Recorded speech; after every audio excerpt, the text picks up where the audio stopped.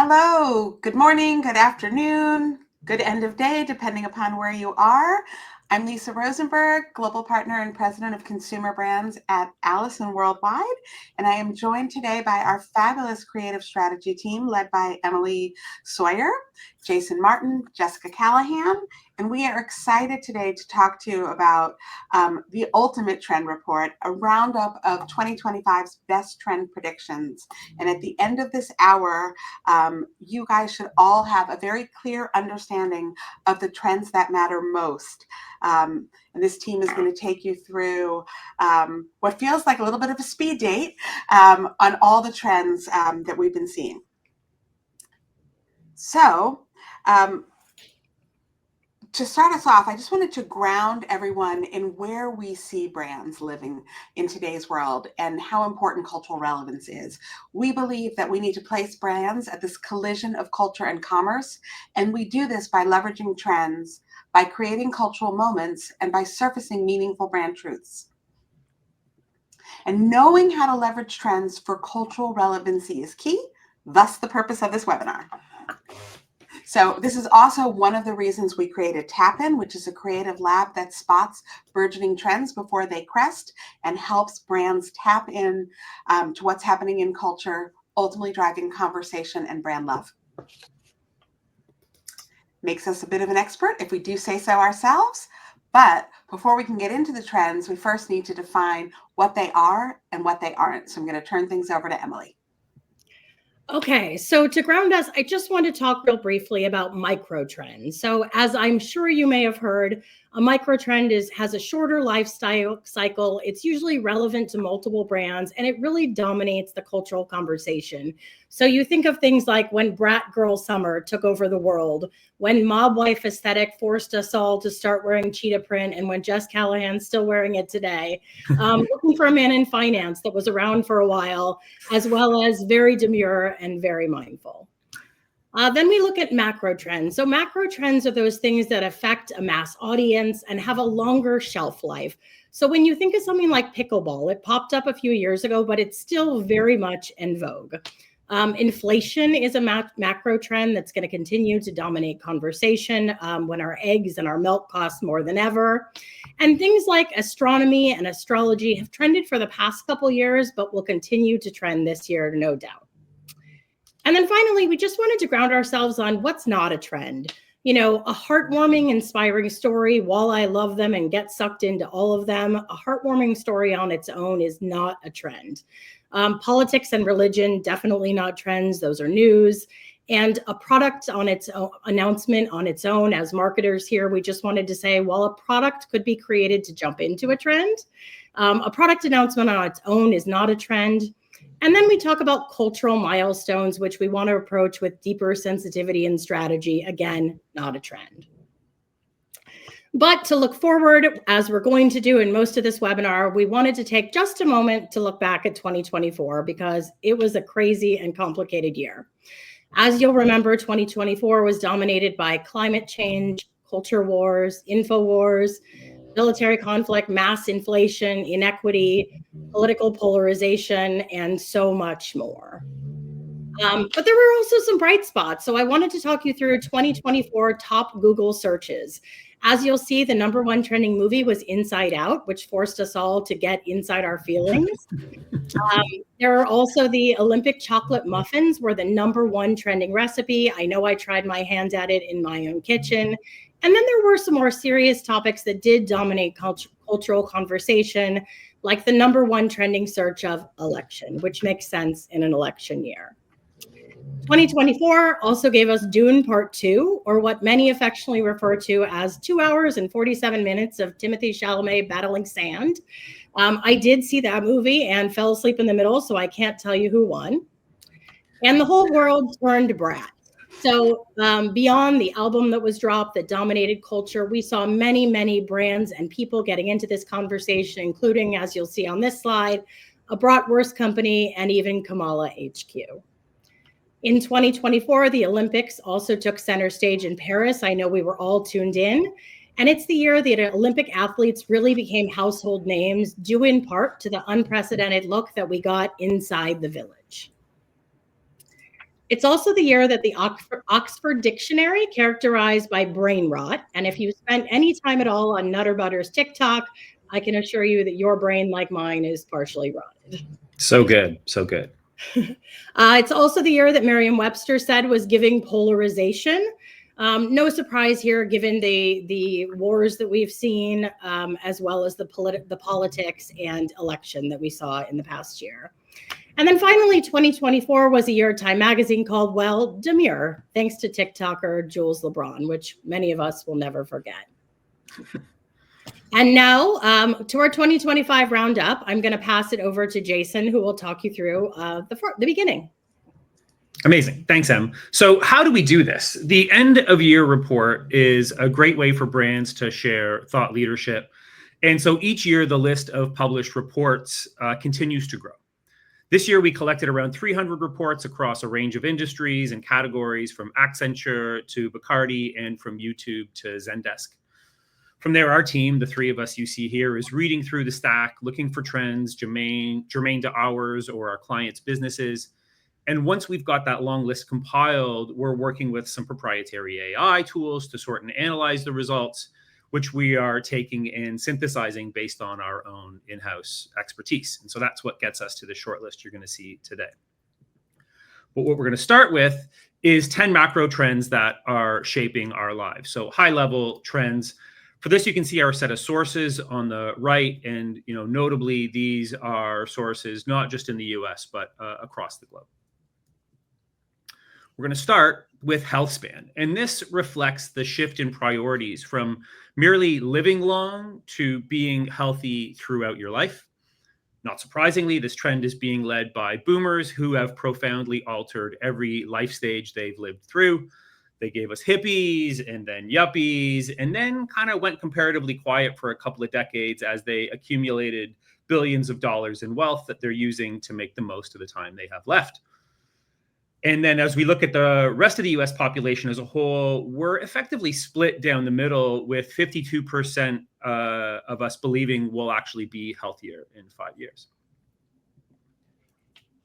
Our next trend is solo society. And this is a trend with a bit of a longer runway, but we're seeing the genesis of it now.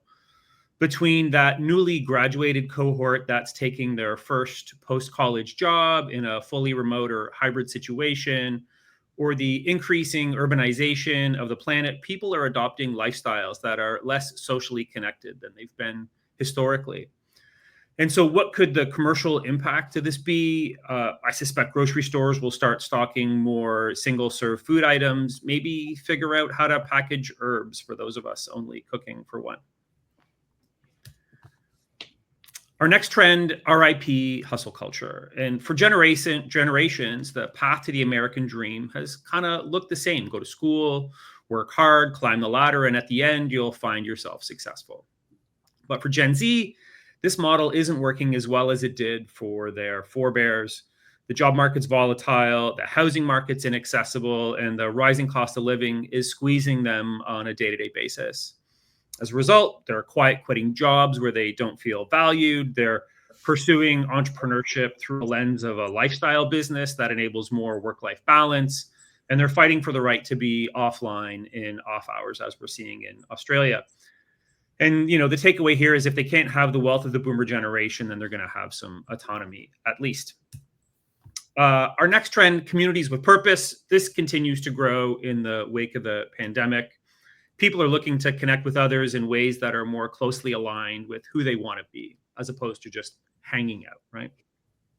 Similarly, we're seeing the bottom drop out of the dating app industry, with many of those apps shedding at least half of their share price value in the past 2 to 3 years.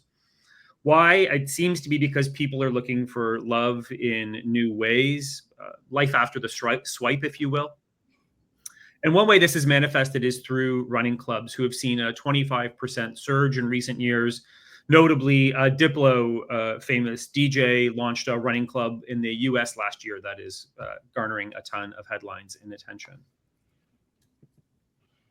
Our next trend here is the business of climate change. And Although there's been decades of debate in Washington on the existence of climate change, one of the clearest signals of its existence is coming out of the business community.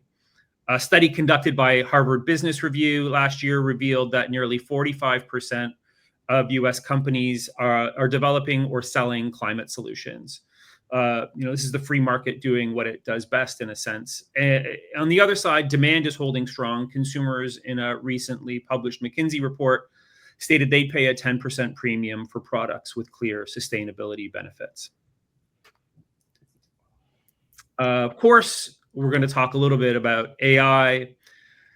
And with so much of the original shock and awe of Gen AI wearing off, we're seeing businesses and creators getting into the weeds of really operationalizing it into their workflows. A recent Deloitte study revealed that nearly 55% of organizations have adopted it in some capacity.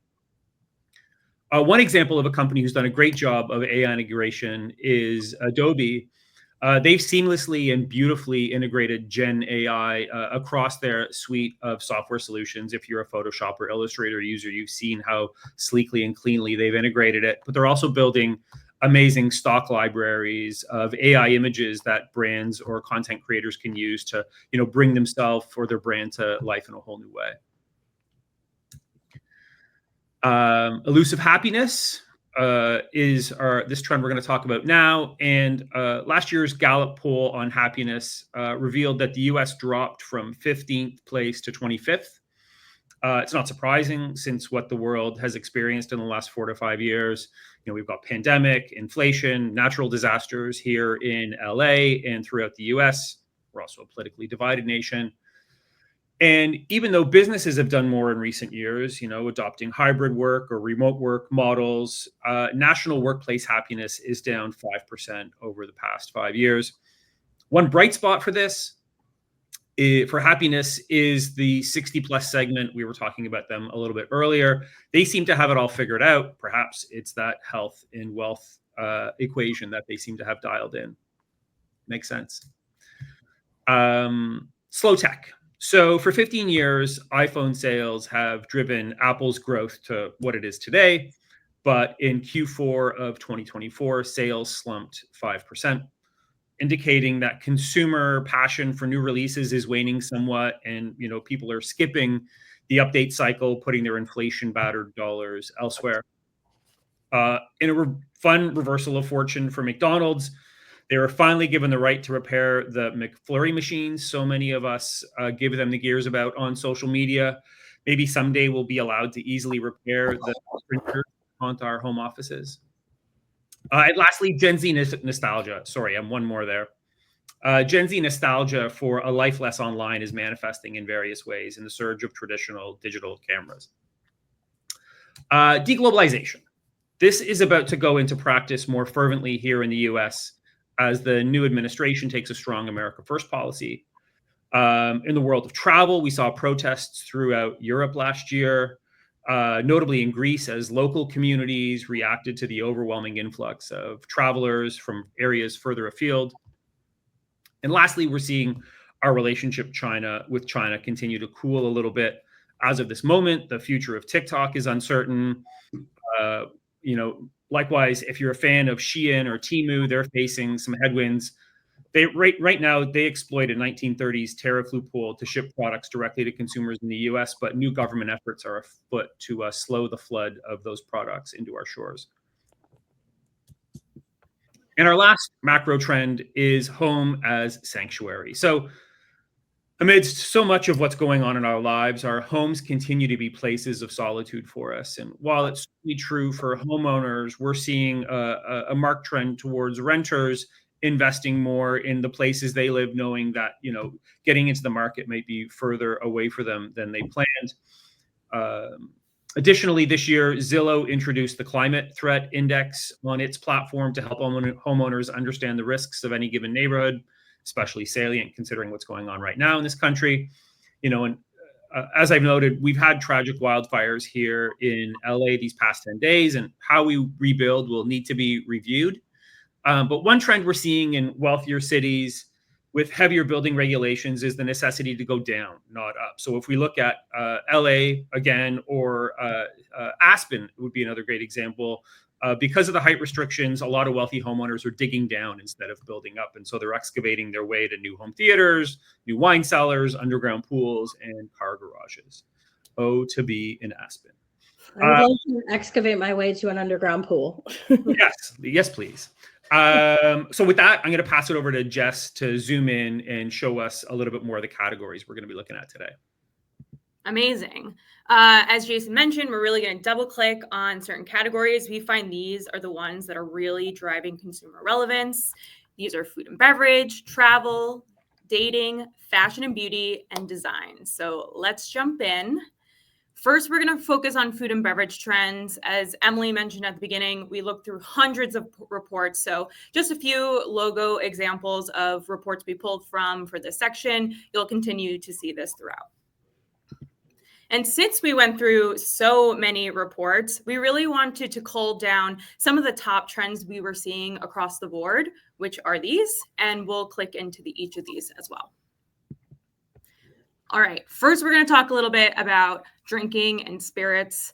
And we're seeing the trend here is that consumers are really focusing on mindfulness over moderation. And really what that means is we're seeing a preference for drinking on special occasions versus just routine outings. So instead of having a glass of wine with your dinner, you might save your alcohol consumption for when you're at a wedding or you're going to a concert or a big function. And there's a few reasons for this. One, economic factors, right? 42% of consumers say drinking away from the home is just far too expensive for them. So they want to save a little bit of money. And then second, I'm sure we all saw the news that the Surgeon General wants to put cancer warnings on alcohol. So people are looking a little bit towards their health as well.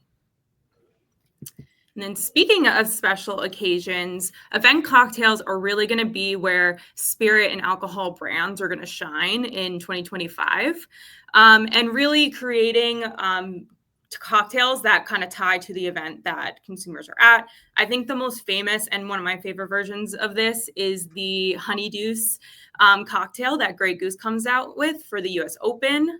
This cocktail actually made the brand over $12 million in sales this past US Open, which is insane. And we're seeing more and more brands jump in on this trend.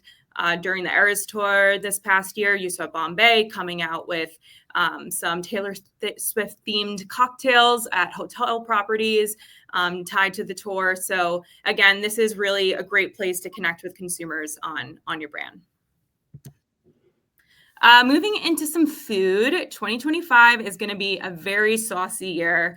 The New York Times is actually calling sauces a national obsession. So think more twists on ketchups, mustards, aiolis, ranch, you name it. There's going to be new innovations for sauces. I think a great example of this that's happening now is KFC actually just opened a prototype restaurant where they test all different sauces that have yet to make the menu. And they're asking consumers to figure out different combinations they want to try, so they can then bring it to a national scale. So sauces are definitely in for 2025. And then when it comes to flavors, we've seen two flavors really rise to the top for 2025. The first being heat. Gen Z is the one really driving this trend. 15% of Gen Z have 5 or more hot sauces in their fridge right now. I think I'm actually in this group. And yeah, I love hot sauce. And actually 66% of Gen Z are more likely to buy something if it's advertised as spicy. So we're going to see a lot of that. I think it's the reason why trends like spicy, which is sweet and spicy, are trending. Which actually leads us into the next flavor of the year, which is brown sugar. Brown sugar is super, super nostalgic, but it's also really versatile. So we're going to see brands and consumers alike really using brown sugar to liven up the flavor, make recipes more moist, especially when it comes to baked goods, again, sauces, and specialty drinks. And this also kind of goes along with the idea of little treat culture that has kind of been around for the last couple of years, just giving yourself a little bit more moments of sweetness, throughout your everyday. Speaking of comfort, another trend that we're going to see is called nostalgia. And if you haven't heard that term, it's the blend of like old familiar with elements of the new and groundbreaking to make things exciting. So think mac and cheese, but with some butternut squash in there. Think an example of a brand that has really leaned into the nostalgia trend recently is White Castle. They recently brought back their slider that with the recipe they first had when White Castle first became a thing. But they kind of elevated it by using ghost pepper cheese to liven it up. So kind of, looking to the audiences they've had for a long time and getting them excited about an old product, but bringing in the new customers with that twist. Next up is viral foods. There has been a ton of viral foods over the last year, one of which is cottage cheese, which I did not try. But we're seeing popularity on social media really translate to sales. GoPuff actually reported cottage cheese saw a 166% increase in orders for cottage cheese, which is wild. So, looking to next year, making sure you have a great social strategy for your products can really help move the needle for your product, even if it is something as gross as cottage cheese. Tell us how you really feel. I don't Sorry for any cottage cheese lovers. Yeah. But speaking of, high protein foods like cottage cheese, protein is really going to be a priority for consumers this year. And that's really driven by two different audiences. You got your gym bros, and then you have the people who are on GLP-1s or weight loss medications, because protein is a real priority in order to keep muscle mass. So consumers who are focusing on protein will really look to brands to advertise different products like that have high protein in them. And they're really going to branch out and try different things that might not normally to get that intake. Maybe I'll try cottage cheese, and someone else might try something like organ meat. So that'll be a big one for this year. A food trend that's a little sweeter will be some punchy produce, might be better known as designer fruit. And those are really just fruits and vegetables that aren't always available to consumers. They're a bit more rare, but they have really high quality taste and attributes that consumers are really looking for. A great example of this is our client Sumo Citrus. They are the superior citrus, and if you have not had one, please go and buy. But they're only available for 4 months out of the year. So you have people really forming like a cult following for this brand, whether it's a celebrity chef or typical consumer. So social media will really play a big role in this trend as well. Again, looking back to nostalgia, soda has really made a huge comeback in the past year with brands like Poppi, like really exploding the category. And we're going to see this continue in 2025. Pinterest actually found that soda drink recipes on the platform, like research has increased by 90%. And we're already seeing brands lean into this trend. Pepsi just this week released new dirty soda flavors. So soda is definitely here to stay in 2025. And then speaking of twists on classics, coffee is definitely in this group and category. We're going to see different chains and chefs really lean into interesting infusions for your coffee. So think sunchoke puree, avocado, maybe flavor it with some rosemary smoke. But overall, just having some fun with coffee. Next, gas stations and convenience stores are really going to lean into the cuisine that they're offering and really up their game. 7-Eleven is an excellent example of this. They're actually planning on rolling out Japanese-inspired foods. If you're not familiar, in Japan, 7-Eleven's food goes viral and it's quite popular. So we're trying to introduce that. They're trying to introduce that in the U.S. In 2025. And then you're also going to see cult following brands like Wawa and Buc-ee's expand in the U.S. to try to get more fans on a nationwide basis through their food offerings. And finally, food experiences are really going to hit new heights this year. And this is happening in two different ways. First, through the menu items, people are looking to eat the unusual or new and are going to seek out those kinds of experiences. But also, people are trying to look for new settings to have dining experiences in. There's a French company that's actually looking to host meals at the edge of space in 2025. As you imagine, that's quite a hefty price tag, but it kind of just shows the lengths that people are going to eat in interesting places. Okay, awesome. I definitely will not be going to space for dinner, but might be convinced to dine underwater. Now switching gears, we want to talk a little bit about travel. There were a number of travel trends this year, and we have culled it down to what we are considering the top trends. And by top trends, these are trends that we saw over and over and over again. And there's some really interesting ones this year bubbling to the top. So the first trend is that it's a femininomenon. And why? It's because in the next year, experts are predicting that 64% of the travelers are actually going to be female. And there's a stat that's been around for a few years that's really interesting here, but research has shown that women actually make most of the travel decisions for their entire household, making them an even more important target for 2025. The next trend we're seeing is astrocartography. As I mentioned earlier, astrology trends every year. This is a new take on it that's really interesting. And it's about figuring out where exactly the planets were at your exact moment of birth and using that to influence your travel decisions. So we see a really interesting opportunity here for travel brands to jump in and own astrocartography and help predict the next hot destinations for people based on their time of birth. Okay, the next thing we're seeing is detour destinations. I'm sure many of you remember last year was the year of the dupe destinations.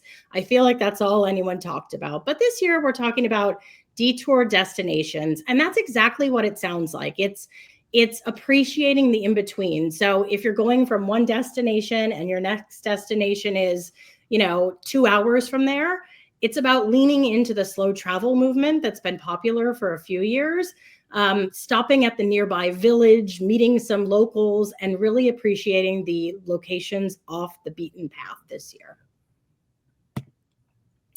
Okay, the next trend is what we're calling longevity goes holistic. And as Jason mentioned, people are looking to get as healthy as they can this year, and everyone wants to live longer than ever. So the way this will manifest itself in travel is through things like Blue Zone retreats, Blue Zone catered meals, and things like vitamin drips right within your hotel room. So again, things that are more holistic that can enable longevity. Okay, the next trend we're seeing is cowboy core travel. I know cowboy core is a trend I feel like we've talked about for a few years, but this one's really specific. It's actually cowboy adjacent activity. So it's things like going to watch the Dallas Cowboys play, things like going to a dude ranch, or even horse excursions from the hotels you're staying at. All just opportunities to pull those cowboy boots that you bought out of your closet and show them off. Okay, the next trend we're seeing here is Naco tourism, which is exactly what it sounds like. It's tourism at night. And actually, Wayfarer Travel reports that it's had a 25% uptick in requests for travel excursions at night. And what that means is everything like going to see the Northern Lights, or even tours through museums in off hours. Hotels and travel brands have an opportunity to embrace these tourists who stay up late and give them even more opportunities to experience the destinations that they're in. Okay, the next trend we're seeing is Greenland. So every publication and media outlet comes out with a list of top destinations they're predicting to be really big for the next year. But one through line we saw in a lot of them is Greenland. And why? I think no one can resist the fjords. Everyone wants to see the Northern Lights. I know I do. But the Nuuk International Airport is actually making that possible. So for the first time this year, there's going to be way more direct flights from the United States. This is a trip that previously from the United States, depending on your destination, could take 30 hours and multiple flights. But as I mentioned, this airport is going to enable people to see the fjords much quicker, and for me to say fjords 4 times in one presentation. The next thing is stimulus trips. So there are areas that have been battered by climate crisis. Maui obviously had the fires, Asheville, the floods, most recently Los Angeles also had the fires. And these are areas that really need your support. So there's a few things to remember here. Wait to visit until these areas are ready to accept tourists. Secondly, when you're there, if you're interested, there's definitely opportunities to roll up your sleeves and help with recovery efforts, many of which that hotels and tourism companies will help you arrange to take part in. Okay, the next trend is my favorite in this section because it's a funny word, puddling. I love this word. And this is vacations around small bodies of water. So sure, we can all might want to go to the Caribbean or to visit the Mediterranean. But why when you can visit small bodies of water like Lake Placid or Lake Arrowhead? So again, leaning into that slow living and slow travel movement, we're going to see people this year wanting to vacation off the beaten path around these smaller bodies of water. Okay. And then finally, the next trend we're seeing is the phenomenal list. Now, this is based on last year and the huge increase the tourism industry saw around people who actually wanted to travel to see things like the Northern Lights, but also see things like the eclipse. So this year, experts are predicting that people are going to travel to see phenomenon. So this is things like International Dark Sky Park in Utah. Could it be synchronous firefly season in the Great Smoky Mountains? Fun fact, there's a penguin parade near Melbourne, or even bioluminescent plankton in Florida. So many, many phenomenons that experts are predicting people will want to go see. And then the final trend here is nicknamed ski, and that is spending kids' inheritance. And what we found here, and this is especially true for boomers, is that many boomers are willing to forego saving money for their kids' inheritance if it means really spending time with each other and taking that bucket list travel excursion. So we'll see more and more of this in 2025. Okay, now radically shifting gears, we're going to talk about dating. Each year in this category, we see a number of experts put out trends, and there's some really fun ones here every year that we feel like while they are in the dating category can be easily applied to so many verticals. So the first trend we're seeing here is micromance. So this is smaller, heartfelt actions that aren't full-blown relationships. So whether it's someone that you make eyes with on the subway or whether it's your barista that winks at you every once in a while, it's leaning into these micro romances in between your longer lasting relationships. The next trend we're seeing is on the same fan page.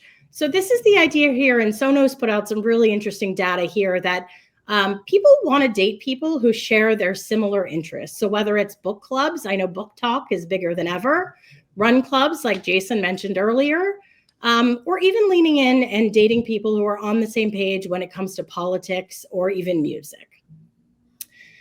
Kismet, that's a really interesting one. Kismet is about breaking the rules and believing in fate. You know, many experts are predicting this year that relationships and courting doesn't need to be so scripted. You don't need to wait 3 days to call someone, and believing in letting fate take the wheel. The next trend we're seeing is date with me. So this is, leaning right into that popular get ready with me movement that's been trending for a couple years. And it's where both influencers and regular people are using the opportunity to go on social networks and get ready for dates with their fans, friends, and followers, and not only help them decide what to wear, but actually report to them how the date went after that date. The nano ship is another really interesting one. This is small meetings that aren't relationships. So this could be people that you see on a repeated basis. It could be your bartender, it could be your barista, but it's these small meetings that are meaningful. It could even be your mailman that are really meaningful, but aren't actual relationships. Okay, as Jason mentioned, AI is critically important this year. And in the dating category, they're predicting that AI will become the ultimate wingman. And that's because AI, as many of us have seen when used for good, is pretty great. And so there's an opportunity here for consumers to use AI to actually write their dating profiles and even help them come up with that witty banter that takes place in the beginning of the courting process. Okay, the next trend is yap trapping. I think we've all been there and have been yap trapped. It's exactly what it sounds like. You go on a date and someone sorry, I'm supposed to be moving the slide. Someone just won't stop yapping, and therefore it's very hard for you to get a word in edgewise. The next trend we're seeing in this category is inflation. As Jason mentioned, inflation is going to continue to be a reality this year. And so people are looking for cheaper dates to save money. And that could be anything from meeting up and going on a walk to a coffee date, or even getting together to go to a book reading. Okay, the next trend we're seeing is sticking. And this is sticking past that initial ick. I know there was a lot of conversation this year about the ick and people getting the ick. But this year, a lot of trend predictors are saying that people are going to really try and get past that ick. So whether that ick is someone talking with their mouth open or something else, it's that opportunity to look at the larger picture, see if that person actually has potential for a lasting relationship. And if they do, encouraging you to stick beyond that initial ick. Okay, then we get into future proofing. And what we're seeing here is that consumers are thinking more and more about their future. And so while it used to be fine to date someone just because they were funny or cool, this is what people are saying is that people are going to be looking towards people who have a bigger grasp on their own future, have more of a self-identity, are more self-assured, and therefore can make a better partner for them in the long run. Awesome. Now we're going to get into fashion and beauty trends. This happens to be my favorite category because I think it's a great indication of where culture's headed. So again, we looked through all the reports. These are the ones that really rose to the top over the countless articles and reports we looked at. So we're going to start off with color. What we found is really interesting about color is consumers are really looking for softer, richer, even food-inspired hues this year versus bright neons like that Barbie pink that was super popular just a couple of years ago. It's interesting too because I think food has been a big inspiration for color over the last few years. Think Tomato Girl Summer that was popular, Strawberry Girl. So we're going to continue to see this be a part of inspiration, but just go a little bit more richer. The first one is the color cherry. Cherry is going to be huge, especially when it comes to accessories and makeup. So expect to see that pop up lots more. The next one we're calling pistachio, or as Etsy would call it, lime cream. It's a shade that is calming, but is also uplifting. And what I find really interesting about this one is it harkens back a little bit to the mint green that was really popular in the 2010s. So I think this is just an updated twist on what we saw in the past. And finally, the final color is mocha mousse. I think I was surprised when I saw this color come out because I didn't think it was super inspiring, but the more I read about it, the more I see it and understand this, movement towards richer and comfort, which really applies to interior design as well. I think mocha mousse makes a lot of sense from a color perspective. Now we're going to get into some fashion kind of cores and trends. And these next two have a lot to do with the sea. And the first one is sea witchery, which I think is really fun. It's something that Gen Z and millennials are leaning into. And this is all about sultry, siren-inspired makeup. You're also going to see wet hair make a really big comeback. And overall kind of just serve this like dewy, wet kind of look. Dark siren makeup actually is up 700% on Pinterest. So definitely trending. And if you're not looking to get into the water, there is a coastal kind of maritime aesthetic for you, which is the fisherman aesthetic. Think laid back, think cable knit sweaters, stripes. You're probably going to see a sardine tattoo or two pop up in your Instagram feeds. But think this is a really nice laid back but high quality trend that we'll be seeing as well. Taking a really sharp turn, boomers and Gen X are going to lean into what we're calling goddess complex. And this is really leaning into your feminine power. Every time you step out of the house, goddess nails are one of the trends that are really being driven by this group. And as you can see from this picture, they're really intricate, use lots of golds, but overall, you want to feel like royalty when you leave the home. Next, we're calling dolled up. And this trend is really indicating that people want to just like have a little bit fun with their fashion. And it's moving away from this quiet luxury. And again, just expressing yourselves through accessories, makeup, hair, all that look a little doll-like and cutesy.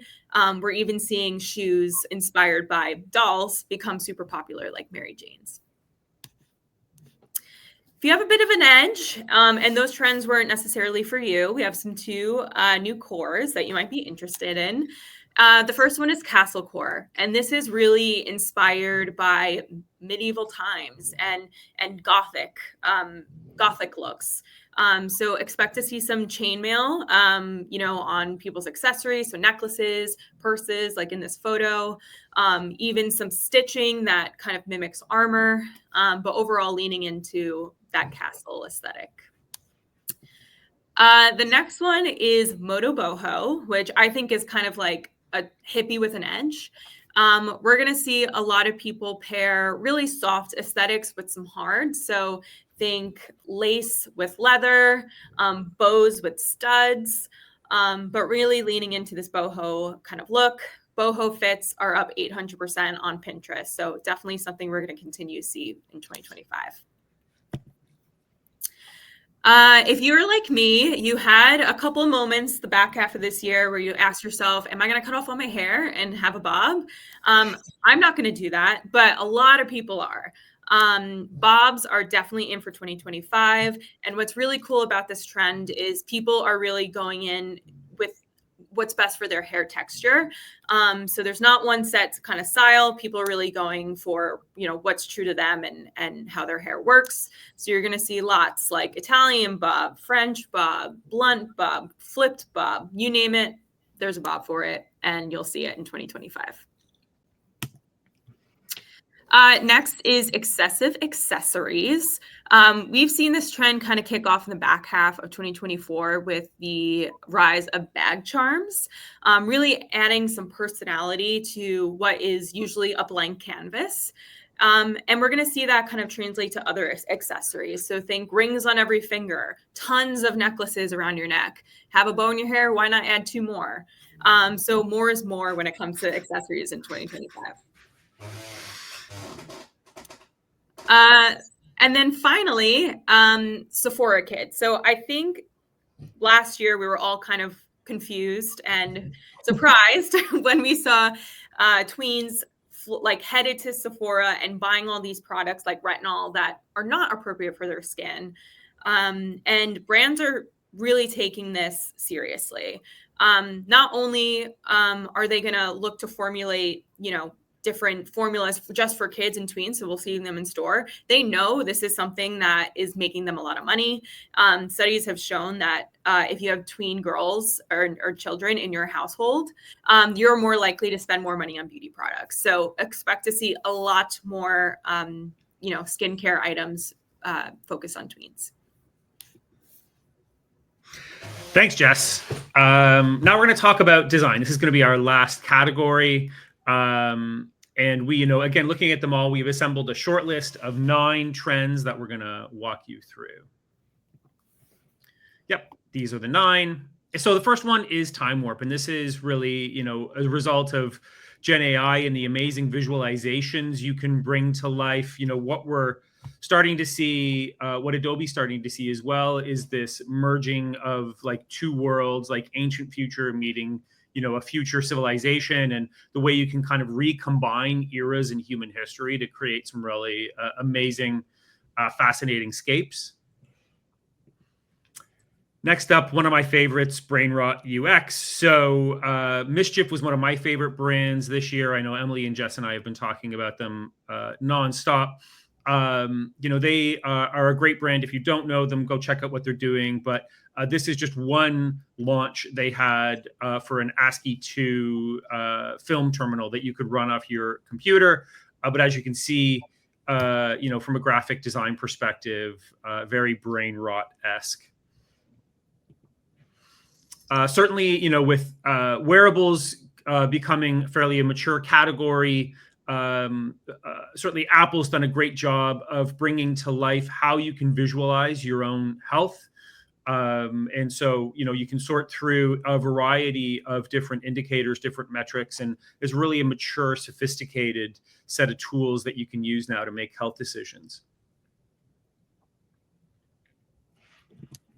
Next up. Similar to Time Warp, but this is really, again, about using AI to bring the real world to life in a way that is kind of impossible, but fantastic to think about. So leaning into this idea of slightly fantastical, but still grounded in reality, helping us escape to, a better world, so to speak. Textiles, reaction to a lot of that sort of white modernity we've been living through these past couple of years, this sort of, staunch, stern kind of modernity, these tactile textiles like velvets and these other sort of deeply knit fabrics are going to start to make an appearance in our homes. Speaking of homes, certainly the in-home wellness trend continues. Cold soaks, spas, home gyms, on the tail end of the pandemic, everybody has rethought what their homes are capable of and really bringing that wellness piece to bear on, how we live our lives at home. Shamblism, which might be my favorite word of this webinar. This is about that, the idea that we all plan for these beautiful, perfectly designed home interiors. We all try to live that way, but, because the home now has become the gym, it's become the office, it's become the kids' school, maintaining that level of perfection, through the week is kind of unattainable. So just embracing, the best laid plans and sort of the shabbiness that comes about as a result of just living our lives. Handcrafted is emerging as a trend. We talked a little bit earlier about Gen Z's passion for, 90s technology, but we're also seeing it trend backwards towards more of a handcrafted movement, a reaction or a resistance against a screen-driven culture. I don't know about your social media feeds, but kintsugi is all over mine. Lots of wood turning. The girls and I are not looking at the same stuff, but it's certainly something I'm seeing in my world, and I think is going to continue trending on for the foreseeable future. And primary play. So Jess was talking a little bit about play in terms of accessories and the way it's going to manifest in fashion, but in the world of our homes, again, there's a resistance or a reaction to that sort of more harsh modernity we've all been embracing these past few years. It's about just picking up a paintbrush and, throwing a mural on a wall and having fun and not sweating it too hard. Awesome. And back over to Emily. Thanks, Jason. I know between shamblism and puddling, my 2025 is definitely already booked. So I know that we are, as Lisa mentioned in the beginning, speed dating a bit, and we ran through a bunch of trends in about 50 minutes. But we did want to go through just a few more important things. The first thing we wanted to talk about is best practice for finding trends. And so, people ask us all the time, how do you find these trends? How do you know what's trending? And so the easiest way to encapsulate it is to just say, read, browse, and scroll obsessively. It's what we all do, not only during our workday, but most importantly, in our spare time. We're obsessed with trends. We look for trends and we share them with others, which brings us to our second point, which is think about what your friend group talks about and shares in group chats. I know in my girlfriend chat, half the time we're sharing, OMFG, check out this trend, or did you see this? And most of the time those are the beginning stages of trends. So looking at these groups is really effective. We also try and look at what's starting to bubble up but hasn't crested yet. What we like to say is that that's when brands should jump into a trend. It's when it's in the burgeoning stages of trending. I will say if you're a brand that takes, 3 to 4 weeks to get a trend approved, it's going to be harder to jump into some of these smaller in the moment trends. And then finally, thinking about what brands can comment on authentically. What we like to say in our Tap-In Creative Lab is that trends are not one size fits all. Demure wasn't the right trend for everyone and their mother. And so it's about working with your internal teams to figure out, what trends authentically make sense for your brand and what trend verticals really make sense for you to jump into, comment on, or participate in. So finally, how do we know it's all working? I know we've talked a lot about trends. We get a lot of requests from clients and new business prospects, and everyone wants to tap into trends and to be in culture. But how do we know it's all working? And so up until a couple of years ago, there really wasn't one definitive source to show that it was all working. And so we launched Brandgeist IQ by Allison, or like we affectionately like to call it, BGIQ. And what it is it's a proprietary AI-powered methodology designed to measure the real-time cultural relevance of brands. It's really great because it gives us an opportunity to take a pulse with where a client or prospect is in regard to culture.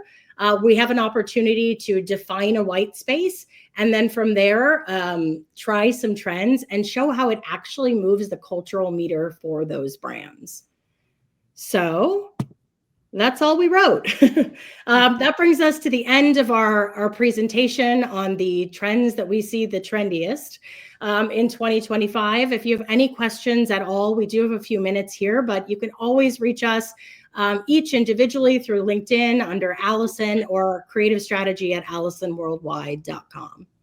And so I have been following the chat. I haven't seen any questions. A lot of really excited commenters who like shambalism and a big debate about cottage cheese. Yeah. But let us know if you have any questions. Nope. Okay. Thank you so much for spending these 52 minutes and 40 seconds with us. We appreciate it. Have a wonderful Friday, and we'll see you next year. Same time, same place. Thanks all. Appreciate it.